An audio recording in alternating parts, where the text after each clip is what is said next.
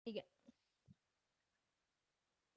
Oke, bismillahirrahmanirrahim. Assalamualaikum warahmatullahi wabarakatuh. Alhamdulillahirrahmanirrahim. Di sini kami ingin menjelaskan mengenai jurnal mindfulness kami. Kami yang beranggotakan Muhammad Ardiansyah, Syala Diva Fajriani, Alika Syafa Kamila, dan saya sendiri Safaria Detaisi. Next. Kemudian produk mindful journaling akan dibacakan oleh teman saya Arti. Dipersilakan. Produk mindful journaling. Mindfulness journaling yang akan terfokuskan pada untuk mengatasi masalah quarter life crisis individu yang berusia 16 atau 17 tahun sampai 18 tahun dikatakan sebagai remaja akhir, yaitu usia matang secara hukum. Menurut kami akan lebih memfokuskan fungsinya kepada seorang remaja akhir dikarenakan masa-masa inilah remaja akhir dirasa sudah berada pada masa keseriusannya dalam menata masa depan dan mulai meninggalkan suatu aktivitas yang dirasa kurang bermanfaat bagi kehidupannya. Produk kami bertujuan dalam melatih kreativitas dan juga mewujudkan pola hidup mindfulness yang sangat berhasil dalam melatih pikiran, kesadaran dalam menyadari emosi, pikiran, tingkah laku, planning untuk masa depan. Jadi target akan memiliki kualitas hidup yang berfokus pada kesadarannya, sehingga ia perlahan keluar dari kekhawatiran masa depan dan fokus dalam merayakan hari ini dengan sebaik-baiknya.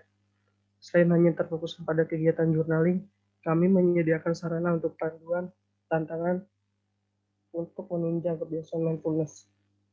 Produk kami berupa mindfulness journaling yang sudah digunakan setiap seorang yang mengolah kesadarannya dalam bentuk tulisan. Seorang juga dapat melihat panduan yang sudah terasa dalam waktu 30 hari menyelesaikan tantangan dalam wujud syukur, sehat mental, self-care, dan lain-lain. Selanjutnya akan dibacakan oleh Alika. Pengatasan masalah, pola hidup mindfulness, pemusatan perhatian atau mindfulness juga merupakan suatu pendekatan yang menggunakan berbagai metode yang dapat mengembangkan kapasitas empati individu. Metode pemusatan perhatian atau mindfulness merupakan salah satu cara untuk menyadari perilaku, kebiasaan, dan reaksi sendiri, serta sangat bermanfaat bagi pemberian pelayanan kesehatan untuk lebih memahami pasien dan bermanfaat dalam memudahkan dan komunikasi dalam situasi medis yang serba kompleks dan sulit.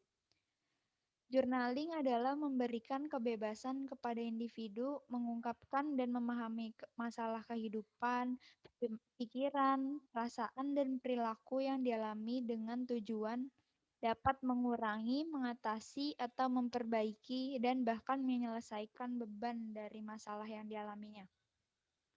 Selanjutnya ada uji coba. Pelaksanaan uji coba prototype jurnal mindfulness. Yang pertama ada uji coba dilakukan bersama dengan responden pada hari Selasa, tanggal 22 Juni 2021.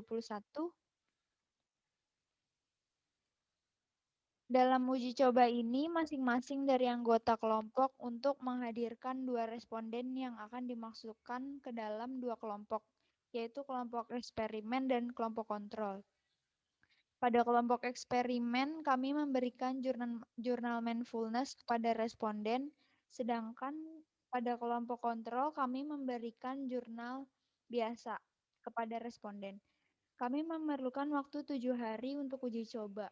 Uji coba ini ditunjukkan untuk membandingkan seberapa efektifnya produk kami, yaitu jurnal mindfulness, dengan produk lain, yaitu buku jurnal biasa. Yang kedua, setelah uji coba telah terlaksanakan, para responden akan diberikan pertanyaan melalui pretest yang telah disiapkan. Kemudian kami akan membandingkan hasil uji coba post-test dengan hasil dari kedua tes tersebut.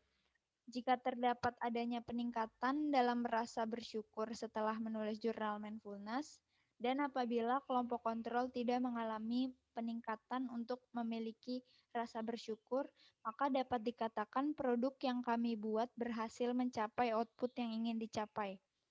Kami memberikan pertanyaan uji coba kepada responden sebanyak 10 pertanyaan yang setiap pertanyaannya diberikan skala dari 1 hingga 5 untuk menjawabnya. Setelah itu akan dijelaskan oleh Syahla Diva. Oke, proses brainstorming dan pembuatan produk. Yang pertama menentukan ide awal. Pada awalnya kami saling melempar ide terhadap topik awal yang sudah kami tentukan. Kami awalnya menentukan topik permasalahan untuk diselesaikan. Selanjutnya proses brainstorming. Pada saat proses brainstorming bermuncullah ide-ide yang menarik untuk dibahas lagi. Kami sangat mendahulukan bagaimana keefektifan produk, mulai dari lilin aromaterapi, panduan meditasi, sampai metode jurnal. Setelah itu, kita memilih ide yang bisa mengatasi permasalahan tersebut. Terciptalah produk kami merasa metode jurnal mindful bisa mengatasi permasalahan tersebut. Setelah itu, kami menentukan desain, sampul, dan desain jurnal mindful. Sampai kami merasa desain awal kurang menarik, jadi kami membuat ulang. Setelah membuat laporan, kita membuat prototipe. Setelah itu kita melakukan uji coba ke responden dan tinggal menunggu hasil proses tersebut mengenai keberhasilan atau kegagalan produk. Next, akan dijelaskan oleh Safa. Oke, jadi di sini ada proses uji coba, kelompok eksperimen yang dilakukan oleh responden kami yang akan memberikan mencoba terhadap produk jurnal mindful kami. Next.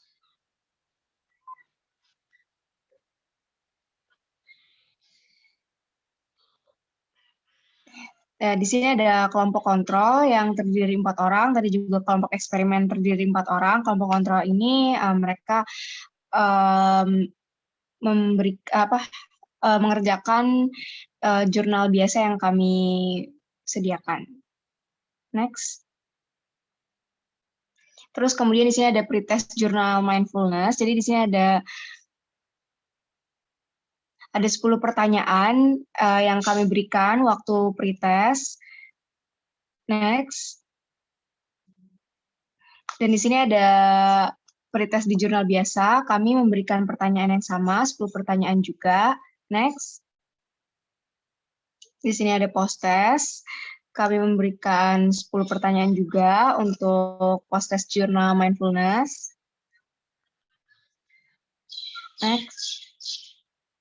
Dan ada 10 pertanyaan juga untuk jurnal biasa yang kami berikan kepada kelompok kontrol. Next.